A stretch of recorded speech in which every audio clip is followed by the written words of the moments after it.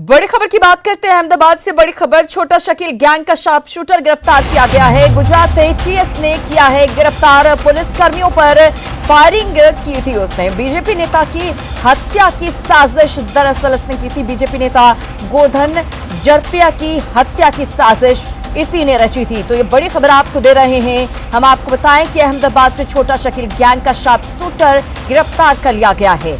Gujarat ATS को यह सफलता मिली है। पुलिस कर्मियों पर फायरिंग का आरोप है। इस पर बीजेपी नेता की हत्या की साजिश इसने की थी। बीजेपी नेता गोवर्धन जरपिया की हत्या की साजिश इसने की थी।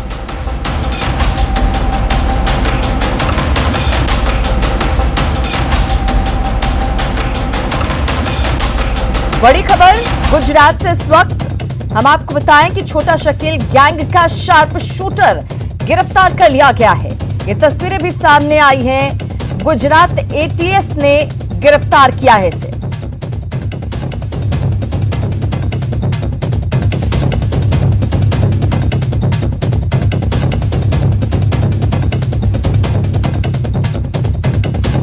बीजेपी नेता गोवर्धन जरपिया की हत्या की साजिश रचने वाला शार्प शूटर गिरफ्तार कर लिया गया है। छोटा शकील गैंग का ये सदस्य अब एटीएस की गिरफ्त में है। तस्वीरें भी हम आपको दिखा रहे हैं जो कैमरे में कैद हुई हैं। पुलिस पर फायरिंग की कोशिश इसने की, हालांकि पुलिस ने इसे गिरफ्तार कर लिया है। बीजेपी नेता की हत्या की साजिश का इस पर आरोप है। बीजेपी नेता गोवर्धन जरपिया की हत्या की साजिश इसने रची थी। बादलों का बरसना कहीं सुकून लाता है तो कहीं बेचैनी बढ़ाता है, लेकिन फिलहाल आधे हिंदुस्तान में हालात ऐसे हैं कि बारिश खौफ का सबब बन गया है। उत्तर भारत से पश्चिम भारत, दक्षिण भारत से पूर्वोत्तर तक मूसलाधार बारिश से नदियों का जलस्तर बेतहाशा बढ़ गया है। बिहार के 16 जिले बाढ़ से प्रभावित हैं, जबकि उत्तर प्रदेश में सैकड़ों गांव जल समाधि ले चुके हैं। गुजरात में तो तबाही मची हुई है। इंसान से लेकर जानवर तक सब तबाह है।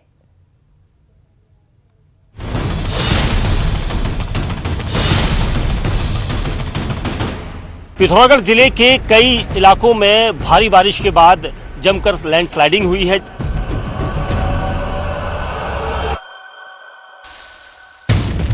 मैदान से पहाड़ तक बरसते बादलों का खौफ।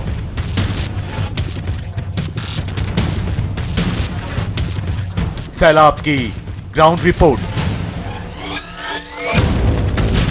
हिंदुस्तान के कई हिस्सों में भारी बारिश ने लोगों का जीना मुहाल कर रखा है। कई राज्यों में तो हालात बद से बदतर होते चले जा रहे हैं। आशियाने डूब गए हैं, सड़कें जलमग्न हो गई हैं, खेत खलिहान से लेकर मकान और दुकान तक में पानी घुस आया है। मंदिर पानी में डूब गए हैं। दरिया सब कुछ बहा ले जाने पर आमादा है। घर से बाहर निकलने का मतलब जान जोखिम में डालना है। तो लगातार होती बारिश की वजह से नदियों का जलस्तर बढ़ता ही चला जा रहा है, जिससे सैलाब विकराल रूप अख्तियार कर चुका है।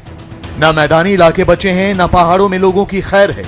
पिछले कुछ घंटों में मूसलाधार आफत की वजह से राजस्थान और मध्य प्रदेश में डूबने से 7 लोगों की मौत हो गई। यही नहीं, मौसम विभाग भी खतरे की घंटी बजा रहा है।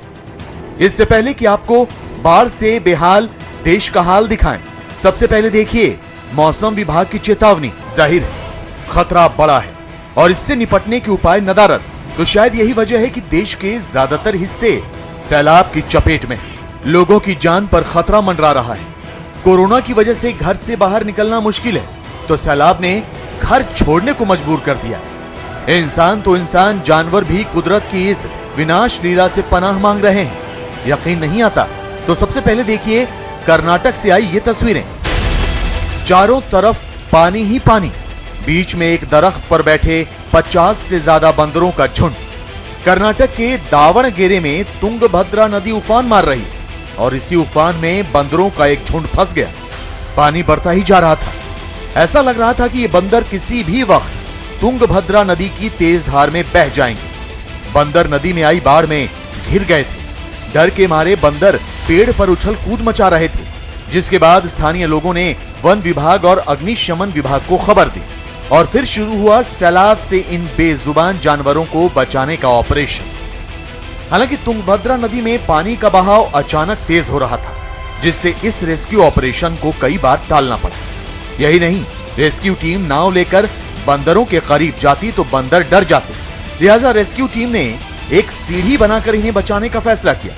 रेस्क्यू टीम ने सैलाब के बीच एक सीढ़ी किनारे पर मौजूद एक पेड़ से बांधी और वहां से दूर हट गए, जिसके बाद बंदर एक एक कर इस सीढ़ी के सहारे किनारे पर आ गए। सैलाब से इन बंदरों की जान तो बच गई, लेकिन इंसानों की जान अब भी खतरे में है। देश के कई हिस्सों में सैलाब जिंदगी पर भारी पड़ रहा है। सबसे पहले आपको दिखाते हैं बाढ़ से कराहते मध्य प्रदेश का हाल। ये सिवनी नदी का जल तांडव है। तस्वीरें इतनी खौफनाक कि सिहरन होने लगे। सैलाब में सब कुछ फना हुआ जा रहा है। मंदिरों की सिर्फ गुंबदें नजर आ रही हैं। ऊंचे ऊंचे पेड़ सैलाब की आगोश में हैं। सड़कें तो जैसे समंदर बन गई हैं। पुल पर नदी का पानी इतनी तेजी से बह रहा है कि इसे पार करना जोखिम भरा है, लेकिन लोग अपनी जान खतरे में डालकर पुल पार करने को मजबूर हैं। मध्य प्रदेश के डिंडौरी में हो रही तेज बारिश की वजह से खरमेर, सिवनी, चकरार समेत सभी नदी नाले उफान पर हैं। यही नहीं, इनकी वजह से नर्मदा नदी का जलस्तर भी तेजी से बढ़ रहा है। आलम यह है कि नर्मदा नदी जबलपुर अमरकंटक हाईवे पर बने पुल को डुबाने को बेताब नजर आ रही है। सिवनी नदी में भयानक बाढ़ की वजह से जबलपुर अमरकंटक हाईवे से करीब 5 फीट ऊपर बाढ़ का पानी बह रहा है।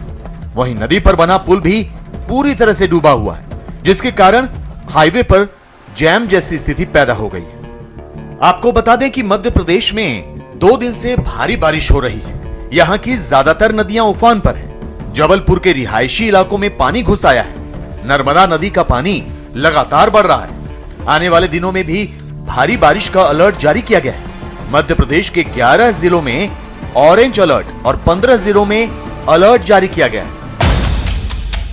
भारी बारिश की वजह से नर्मदा के साथ साथ मध्य प्रदेश की ताप्ती नदी भी अपने शबाब पर है। नदी के रास्ते में आने वाले सभी बांधों और बैराजों से पानी छोड़ा जा रहा है, जिसकी वजह से नदी के आसपास खेतों में पानी भरने से फसलों को नुकसान पहुंचा है। बारिश से जिले के भूमिगत जल स्तर में भी खासा इजाफा हुआ है। बैतूल बाजार गांव से आई ये तस्वीरें देखिए। यहां बिना मोटर चालू किए ही बोरवेल पानी उगल रहे हैं। जिले में कई जगहों पर बोरवेल भी ओवरफ्लो हो चुके हैं। तो सैलाब के बीच लोग उफनती नदी को पार करने का जोखिम भी उठा रहे हैं। देखिए कैसे बाइक सवार और पैदल लोग अपनी जिंदगी की परवाह किए बिना लहरों के बीच आ जा रहे हैं। मध्य प्रदेश से सटे हुए छत्तीसगढ़ का हाल देखिए। यहां भी बादल, बारिश और नदियों के पानी ने लोगों की जिंदगी दोजख बना दी है। छत्तीसगढ़ के मुंगेली का हाल तो सबसे बुरा है। यहां 3 दिनों से हो रही बारिश से मनियारी नदी उफान पर। मनियारी जलाशय सहित सभी बांध लबालब है। यही नहीं, वेस्ट वियर नदी से भी बड़ी मात्रा में पानी छोड़ा जा रहा है, जिससे मनियारी नदी का पानी तेजी से बढ़ने लगा है। नदी किनारे के सैकड़ों परिवारों को सुरक्षित जगहों पर शिफ्ट किया गया है। दर्जनों कच्चे मकान पानी में ढह गए हैं। बारिश से पूरा जनजीवन अस्त व्यस्त हो गया है। 30 से ज्यादा गांवों का संपर्क जिला मुख्यालय से टूट गया है। ये सुकमा की तस्वीरें हैं। पिछले 24 घंटे से टापू में तब्दील हो चुका है यहां का कोटा इलाका।